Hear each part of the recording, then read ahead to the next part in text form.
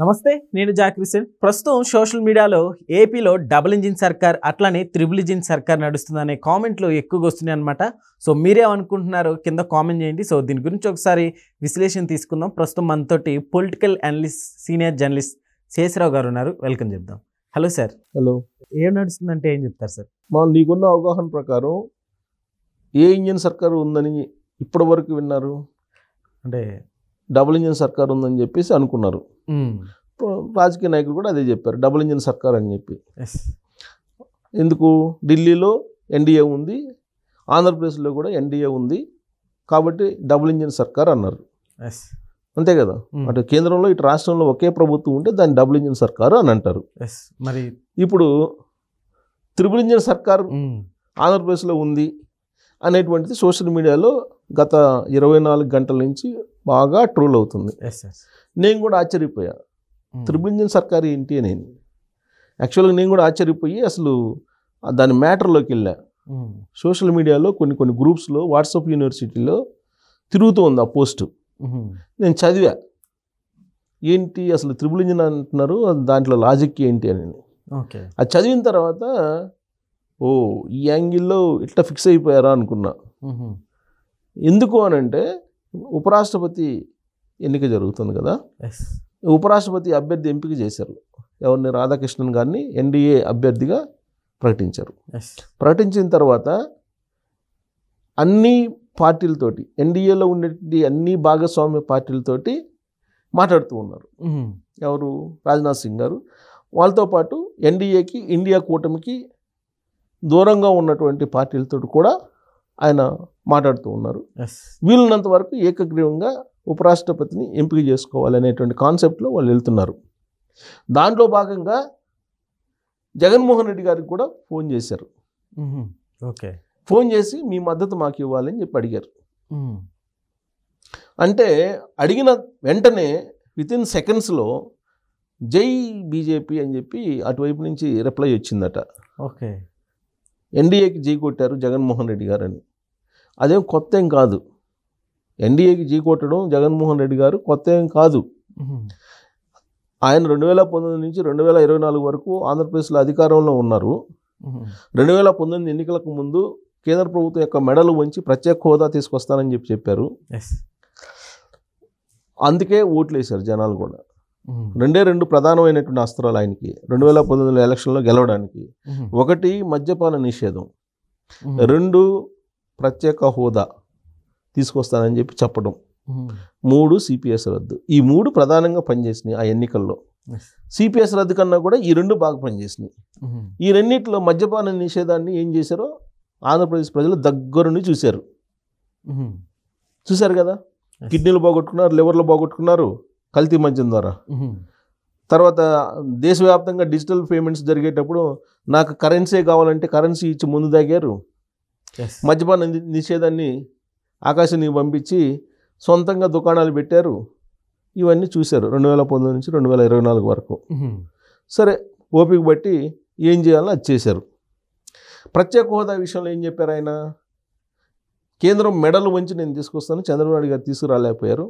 2014 నుంచి 2019 మధ్యలో చంద్రబాబు నాయుడు చేత కాదు, చంద్రబాబు నాయుడికి చేతగానేటువంటి ప్రత్యేక హోదాని నేను తీసుకొస్తాను, నన్ను నమ్మండి అని చెప్పి ప్రతి యూనివర్సిటీకి, ప్రతి కాలేజీకి వెళ్ళి యూత్కి బాగా జీవితాంతం గుర్తుండిపోయేలాగా ప్రచారం చేశాడు జగన్మోహన్ రెడ్డి గారు.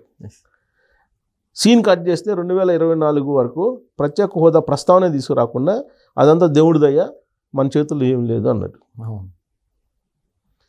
నరేంద్ర మోడీ గారు, అమిత్ షా గారు ఏది చెప్తే నేను అది వింటాను, వాళ్ళకి చెప్పకుండా నేను ఏం చెయ్యను అని చెప్పి ఓపెన్గా ఈసారి రెడ్డి గారు ఆ రోజు జగన్మోహన్ రెడ్డి గారు చెప్పారు.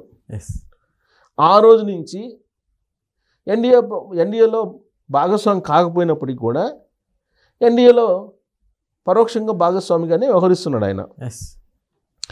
ఉపరాష్ట్రపతి ఎన్నికలకి, రాష్ట్రపతి ఎన్నికలకి, రాజ్యసభలో, లోక్సభలో ప్రవేశపెట్టిన ప్రతి బిల్లుకి, 370 రద్దుకి, పౌరసత్వ బిల్లుకి, లాస్ట్కి వ్యవసాయ బిల్లులకు కూడా పరోక్షంగా సపోర్ట్ చేశారు. అంటే ఎన్డీఏలో డైరెక్ట్గా భాగస్వామి కాకపోయినప్పటికీ ఎన్డీఏలో భాగస్వామిగానే వ్యవహరించాడు ఆయన. సార్ దీన్ని ఓ విధంగా గుడ్ న్యూస్గా చెప్పుకోవచ్చు సార్ ఏపీ పీపుల్కి. ఎందుకంటే చంద్రబాబు నాయుడు గారు అడిగిజాడలు అంటే ఆయనతో ఇండైరెక్ట్ కలగకపోయినా కలిసినట్టే అన్నట్లుగా. అట్ట మరి ఇప్పుడు ఆయన ఎలా ఉంది, అక్కడేమో సలాం కొడుతున్నారు, ఢిల్లీకి సలాం కొడుతున్నారు, ఇక్కడికి వచ్చేటప్పటికేమో కూటమి ప్రభుత్వాన్ని వ్యతిరేకిస్తున్నారు. ఇక భిన్నంగా వ్యవహరిస్తున్నారు కదా. ఇప్పుడు అక్కడ డబుల్ ఇంజిన్ సర్కార్ ఉంది. ఇప్పుడు వైఎస్ఆర్ కాంగ్రెస్ పార్టీ ఇప్పుడు ఉపరాష్ట్రపతికి ఎన్నికలకు మేము కూడా ఎన్డీఏ అభ్యర్థికి వేస్తామని చెప్పారు కదా. దాంతో ఆంధ్రప్రదేశ్లో ఇప్పుడు ఏ ప్రభుత్వం ఉంది అని అంటే త్రిబుల్ ఇంజిన్ సర్కార్ ఉందని అంటున్నారు. ఏంటి త్రిబుల్ ఇంజిన్ సర్కార్ అంటే, ఒకటేమో డబుల్ ఇంజిన్, ఏది తెలుగుదేశం పార్టీ, జనసేన, బీజేపీతో కలిసినటువంటి పార్టీ కూటమి డబుల్ ఇంజిన్. దాంతో విపక్షం కూడా కలిసింది. ఇప్పుడు ఏది వైఎస్ఆర్ కాంగ్రెస్ పార్టీ కూడా విపక్షం కూడా కలిసింది కాబట్టి ఇప్పుడు త్రిబుల్ ఇంజిన్ అయిందని చెప్పి ఆ వాట్సాప్ యూనివర్సిటీలో పెట్టినటువంటి పోస్టులో మొత్తం వాళ్ళు రాసుకొచ్చారు. సో త్రిబుల్ ఇంజిన్ సర్కార్ ఉంది, ఏ రాష్ట్రంలో లేనటువంటి విధంగా ఆంధ్రప్రదేశ్లో త్రిబుల్ ఇంజిన్ సర్కార్ ఉంది అని చెప్పి వాళ్ళు టోటల్గా రాసుకొచ్చారు. దాని కారణంగా ఎవరికి బెనిఫిట్ అంటే, అవినీతి చేసిన, అక్రమాలు చేసిన, ప్రకృతి సంపదను దోచేసిన, లేదు ఎలాంటి అసాంఘిక కార్యక్రమాలు చేసినా ఏం కేసులు ఉండవంట. అంటే ఆ పోస్టులో పెట్టిన దాని ప్రకారం.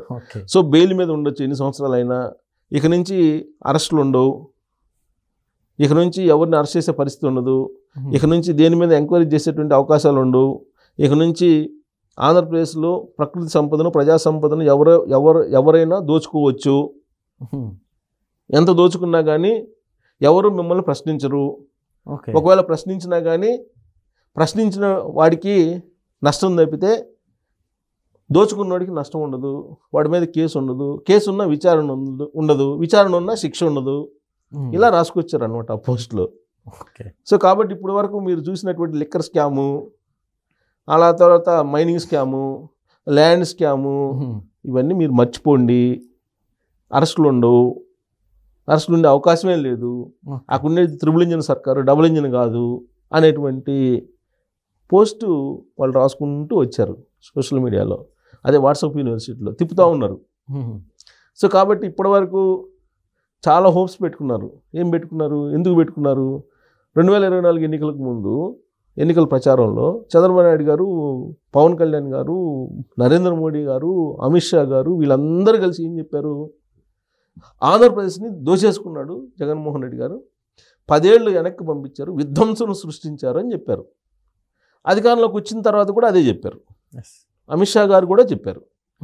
మరి డబుల్ ఇంజిన్ సర్కార్ ఏం చేయాలి, తీసుకెళ్ళి లోపల వేయాలి. మామూలుగా అయితే విచారణ చేసి లోపల వేయాలి చట్ట ప్రకారం. కానీ ఇప్పుడు డబుల్ ఇంజిన్ కాస్త త్రిబుల్ ఇంజిన్ అయింది కాబట్టి అలాంటివి ఏమి ఉండవు అని చెప్పి ఫిక్స్ అయిపోతున్నారు. ఇప్పుడు అంటే జగన్మోహన్ రెడ్డి గారికి ఢిల్లీలో దీవెనలు ఏమన్నా అంటే బీజేపీ నుంచి, అందువల్లనే ఈ అరెస్టులు ఆగుతున్నాయి అంటే ఏమంటారు? ఇప్పుడు ఎందుకంటే ఒక ఒపీనియన్కి వచ్చేస్తున్నారు పీపుల్. ఎందుకు వస్తున్నారంటే, ఉపరాష్ట్రపతి ఎన్నికల్లో రాజ్నాథ్ సింగ్ గారు ఫోన్ చేశారు జగన్మోహన్ రెడ్డి గారికి. జగన్మోహన్ రెడ్డి గారికి ఫోన్ చేసినటువంటి విషయం రాజ్నాథ్ సింగ్ గారు అన్న చెప్పాలి, జగన్మోహన్ రెడ్డి గారు అని చెప్పాలి. జగన్మోహన్ రెడ్డి గారి కోట నుంచి లీక్ అయింది అది. అంటే రాజ్నాథ్ సింగ్ గారు అంటే కేంద్ర ప్రభుత్వంలో కీలకమైనటువంటి మినిస్టరు, నరేంద్ర మోడీ గారు చేయమంటేనే కదా చేసేది. సో కాబట్టి కేంద్ర ప్రభుత్వంతో సత్సంబంధాలు కలిగి ఉన్నారు జగన్మోహన్ రెడ్డి గారు. ఈయన అరెస్టులు ఉండవు, ఆయన మీద కేసులు ఉండవు, ఒకవేళ కేసులు ఉన్నా అవి నిలిచేవి కావు అనేటువంటి ఒపీనియన్కి వచ్చేస్తున్నారు. అందుకే త్రిబుల్ ఇంజిన్ సర్కార్ అంటున్నారు. ఏ రాష్ట్రంలో లేని విధంగా త్రిబుల్ ఇంజిన్ సర్కార్ ఒక ఆంధ్రప్రదేశ్లో మాత్రమే ఉంది. అక్కడ ఎంతమంది ఎంపీలు ఉంటే అంతమంది ఎంపీలు నరేంద్ర మోడీ గారికి ఖాతాలో ఉంటాయి, ఏ పార్టీ అధికారంలో ఉన్నా అనేటువంటి కాన్సెప్ట్ తోటి ఆ వాట్సాప్ యూనివర్సిటీలో రాసుకొచ్చారు మొత్తం. ఓకే. సో ఇప్పుడు ఎందుకు వచ్చింది ఈ గొడవ అంతా అని అంటే, అలాంటి ఒపీనియన్, అలాంటి పోస్ట్ వాళ్ళు ఎందుకు పెట్టారు అని చెప్పి నేను ఆలోచిస్తే వాళ్ళు కంక్లూజన్ ఇచ్చారు. ఏం కంక్లూజన్ ఇచ్చారంటే, ఇప్పుడు ఎన్డీఏ తరఫున అభ్యర్థిగా ఎంపికైన రాధాకృష్ణన్ గారు గెలవడానికి ఎవరి సపోర్ట్ అవసరంలే. ఎన్డీఏలో భాగస్వామ్య పక్షాలు ఓటేస్తేనే గెలుస్తారు, ఎవరి సపోర్ట్ అవసరంలే. ప్రత్యేకించి జగన్మోహన్ రెడ్డి గారి సపోర్ట్ అవసరంలే. ఎందుకంటే ఆయనకు లోక్సభలో ఉండేది 4 ఎంపీలు, రాజ్యసభలో ఉన్నారు. వాళ్ళు కూడా జగన్మోహన్ రెడ్డి గారి మాట వినే పరిస్థితి లేదు. అక్కడ వద్దన్నా కానీ ఎన్డీఏకి ఓట్లు వేస్తారు, వద్దన్నా వేస్తారు ఎన్డీఏకి. ఇది కేంద్ర ప్రభుత్వానికి తెలుసు, అన్ని రాజకీయ పక్షాలకి తెలుసు. మరి ఇలాంటి పరిస్థితులు అసలు ఫోన్ చేసి అడగాల్సిన అవసరం ఏంటి రాజ్నాథ్ సింగ్ గారు అనేది ఆ వాట్సాప్ యూనివర్సిటీలో ప్రశ్న. సో ఫోన్ చేసి అడిగారు అని అంటే జగన్మోహన్ రెడ్డి గారిని మళ్ళా లేపేటువంటి ప్రయత్నం చేస్తున్నారు. ఆయన కేసుల్ని మడతేస్తున్నారు, మడతేసి పెట్టేస్తున్నారు అనేటువంటి ఒపీనియన్ తోటి ఆ పోస్టు వైరల్ అవుతూ సెటైరిక్గా ఆంధ్రప్రదేశ్లో త్రిబుల్ ఇంజన్ సర్కార్ ఉంది, డబుల్ ఇంజన్ కాదు అనేది ఒక సెటైర్ యాడ్ చేశారు. దానికి సెటైర్ యాడ్ చేసి దాన్ని ఇప్పుడు సోషల్ మీడియాలో ట్యాగ్ చేస్తూ ఉన్నారు చాలామందికి, అనేక మందికి. దీని అంతటికి కారణం ఆయనకు ఫోన్ చేయటమే. అసలు ఆయనకు ఫోన్ చేయాల్సిన అవసరం లేదు. జగన్మోహన్ రెడ్డి గారికి ఫోన్ చేసి మద్దతు అడగాల్సిన అవసరమే లేదు. సార్ అదే అడుగుదాం అనుకున్నా, నిజంగా అంటే ప్రోటోకాల్ అలా ఏమైనా ఉంటుందా, ఎక్స్-సీఎం అడగాలని అట్లా ఏమైనా ఉంటుందా? అసలు ప్రోటోకాల్ అది ఎలక్షన్ అది. మరి జగన్మోహన్ రెడ్డి గారికి కాల్ చేయడానికి కారణం ఏంటంటే అదే ఆ కాల్ చేయడమే తప్పుపడుతున్నారు సోషల్ మీడియాలో నెట్జన్లు. కాల్ చేయడాన్నే తప్పుపడుతున్నారు. కాల్ చేసినా చేయకపోయినా నువ్వు ఓట్లు వేస్తారు, అడగినా అడగకపోయినా ఓట్లు వేస్తారు. అలాంటప్పుడు ఎందుకు అడగాలి? పోనీ వాళ్ళు ఎన్డీఏ కూటమికి వేస్తారనుకున్నాం, ఇండియా కూటమికి వేస్తారనుకున్నాం, అపోజిషన్ వాళ్ళకి వేస్తారనుకున్నాం. అపోజిషన్ కేసినా కానీ నీకు ఎన్డీఏ పాకిస్తాన్ పక్షాలతో మెజారిటీ ఉంది కదా, నీకేం అవసరం? వన్స్ నువ్వు అడిగావు అని అంటే అవతల ప్రత్యర్థిని, ఆ ప్రత్యర్థి కూడా నావాడే అనేటువంటి ఫీలింగ్ తోటి వాళ్ళు అడిగారు. నావాడే అని ఎప్పుడైతే భావం వెళ్ళిపోయిందో సమాజంలోకి, కేసులు కూడా ఉండవనేటువంటి భావంలోకి సమాజం కూడా వచ్చేస్తుంది కదా ఆటోమేటిక్గా. నిజమే. ఆ కేసులు ఏం చేయబోయింది, ఇప్పటివరకు ఏదో అరెస్ట్ చేస్తారు జగన్మోహన్ రెడ్డి గారిని అనుకున్నారు. లిక్కర్ స్కామ్లో ఆయన పేరు ప్రస్తావించారు, సిట్టు, ఆంధ్రప్రదేశ్ సిట్టు అనేక సందర్భాల్లో ఛార్జ్ షీట్లో. కాబట్టి నెక్స్ట్ అరెస్ట్ జగన్మోహన్ రెడ్డిదే అనుకున్నారు కదా. అలాంటి దానికి ఆస్కారం లేకుండా పోయింది అనేది నెట్జన్లు ఆ సోషల్ మీడియా పోస్ట్లో కంక్లూజన్ ఇచ్చారు. కంక్లూజన్ ఇస్తూ త్రిబుల్ ఇంజన్ సర్కార్ ఉంది అక్కడ, కాబట్టి ఎవరు ఏదైనా చేయొచ్చు, ఎలా అయినా వ్యవహరించవచ్చు, ఎలాంటి అక్రమాలు అన్నీ చేయొచ్చు, ఎలా అయినా దోచుకోవచ్చు, no case, no arrest, no jail అనేటువంటి యాంగిల్లో పోస్ట్ పెట్టారు. సో ఇది త్రిబుల్ ఇంజన్ సర్కార్కి సంబంధించినటువంటి కథ. Okay sir, thank you.